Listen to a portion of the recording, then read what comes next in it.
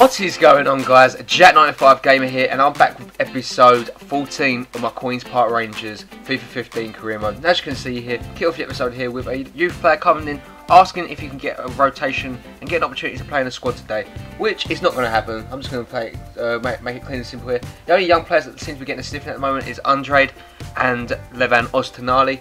Hoiberg also in the first team today, along with Joey Barton, in this game against Swansea at the Liberty Stadium. So it's going to be quite an interesting game, and I'm hoping we can walk out of here with all 3 points and continue our immense start to the BPL season. Well, you can even say our immense form in the BPL season now, because it ain't an immense start anymore. We've definitely settled down well, and we've got the results to back it up. You know, we've got a great squad, and hopefully now we can push on this season and actually look to get European football, which I'm hoping we can do. Kick off the game here, starting it would be Swansea that hit us on the attack first with Carroll. Carroll plays it in to Shelby, if he finds Bonnie. Bonnie runs away from the goal here, but plays it back in to Montero. Jefferson Montero onto the ball, plays it into Shelby, gets his shot away, where it was a good save there from Simone Scuffet to keep the game at 0-0. The ball comes back into Scuffet now, and Scuffet clears it all the way into right, flips down that right hand side, who heads it back into Nathan Dyer. Dyer onto the ball here, gets his shot away, but it falls harmlessly into the hands of Scuffet. No problem there from him. Montero onto the ball yet again, it plays it into Tom Carroll on loan from Spurs. Tienda Deli on the ball here as he looks to put it into the box here. He cutting inside net, plays it in eventually to find, looks to find Boney. It falls all the way out to Leon Britton, plays it into Boney, into Shelby, who looks for the header of Britton, but it goes wide of the mark there, forcing a good save there from Scuffet. We come to the attack now with QPR. Vargas onto the ball. Vargas gets away from his man here. Great bit of change of pace there. And he just dribbles himself all the way through the heart of that Swansea defence. He's through on goal, gets his shot away, and he does make it 1-0 to the R's. Very well played there from Eduardo Vargas. And we take the lead right before half time there. And, you know, I'm absolutely pleased with him for that. You know, he showed great dribbling, and his pace is just unbearable at times, like it's just shown there. You know, 3 players desperately trying to chase him, along with Tienda Deli coming along. But there's no chance in hell that he would ever catch up Eduardo Vargas once he gets going.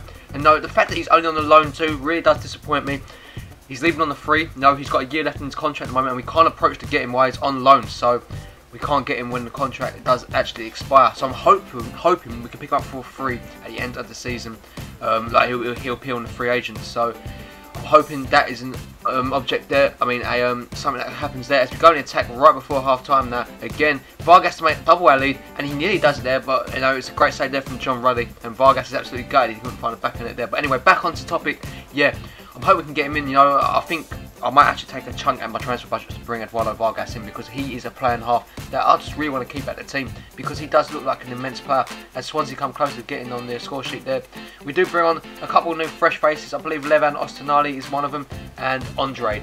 Yeah, Andrade comes on to, I don't know if it was Levan Ostenali, I feel to say it was who come on, but Swansea looks to get back into the game here with Dyer, who dispossesses our defender. He's running up and down the wide side. He plays it into Taylor, who gets his shot away. Just a great save from Scuffet. The ball comes back in off the crossbar and eventually into the hands of the goalkeeper. Swansea come really close there, but 10 minutes before the end, we hit him on the attack here with Timo Werner. Werner onto the ball now. He's running at goal. Timo Werner's got the pace to get there. He cuts back inside, plays it back, finds a free header of Eduardo Vargas, who has the easier task of putting it into the back of the net. It was an empty net, and he finds the goal. He doubles our lead. He gets his second of the game, and QPR look like they got all 3 points wrapped up here. Very well played there. It was so good. You know, Werner plays it in, and Eduardo Vargas was there to get his goal that he always wanted. You know, very well played there. 7 goals in the BPL this season, 81 minutes in. Eduardo Vargas has been a clinical player for us, and I love him. I absolutely love the guy. Andre picks up the ball here, plays it into Sam Byron now. Byron unleashes Vargas again in the 90th minute to make it free, to get his hat-trick. It's Vargas, it's free, it's a hat-trick. It's very well played there from the Chilean man as he finds the back of the net. And it makes it, he makes it look easy. Let's be honest here. Eduardo Vargas is an immense player. 3-0 to the R's. It's 3 points, and it is Eduardo Vargas that has stolen the show yet again. Look at this. The easiest finishes into the back of the net. And Eduardo Vargas, like I said, is off celebrating his 8th goal of the BPL season now. Very well played there. 90th minute. 3 points wrapped up. Swansea just fell apart at the end, and that's the way cookie crumbles. We walk out with the win. It was always inevitable. As soon as the second goal went in 10 minutes before the end, we was always going to get the win, in my opinion. But, you know, Liberty Stadium is left stunned. They thought Swansea could come in and give a good game, who actually are high up in the table, might I add, but they couldn't do it on this occasion. As you can see, it was a pretty even game, in my opinion.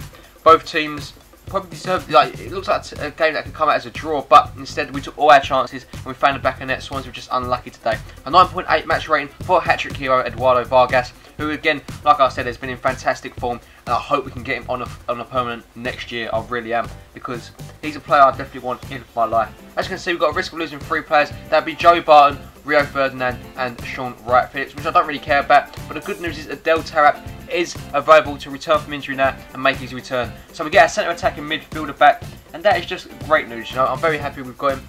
And he makes the bench for this next game, guys. Austin I, along with Andre Vargas, Hill, Yoon Suk Leong and Charlie Austin, as we go into this game against West Brom at Loftus Road. Hopefully we can get the result. Leroy Ferb and Ebesilio and Sandro make up the midfield.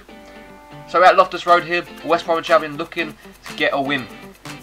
I'm hoping the boys can perform something at the bag here, because I really do enjoy playing with these boys. You know, we're in great form at the moment, but our home record has not matched up with our away record. We're still unbeaten away from home too, which is an incredible record in itself. And our home record has been a bit shaky at times, so hopefully we can get a win in this one and put them that's the bed. But anyway, we're going to the game here, and it would be us that get the first attack going here with Sandro onto the ball, plays it into Leroy Ferb. Ferb does find Matty Phillips. Phillips, a great bit of dribbling there as he gets away from his man. He gets his shot away, but it's a good save there from Ben Foster, who makes the game at 0-0, stays at deadlock. Chris Brunt picks up the ball here, gives it away as far as Ishla, who clears it only as far as Pocadontley. I don't know how to say that name, but Chris Brunt picks up the ball here for West Brom. Again, plays it back into Blanco. Blanco onto the ball, cuts inside of his man. It's Blanco still, plays it into Pocadontley, puts it across goal, and Ide, whatever you want to call the guy, he's found the back of the net. And I'm very disappointed at Stephen Corker there. No, he put his foot there. He really should have been putting his head there to try and clear that away, but it doesn't matter. West Brom do find the lead though, and they're 1-0 up. Actually, I believe that went down as I think it was a Brandon Day goal or an own goal. I'm not too sure actually. I think it might have been an own goal. But Leroy Ferb picks up the ball, plays it into Matt Phillips. Phillips on the ball, looks to get us back in the game, but unfortunately it does go past the post there, and we miss going back on terms. We're going to the second half though.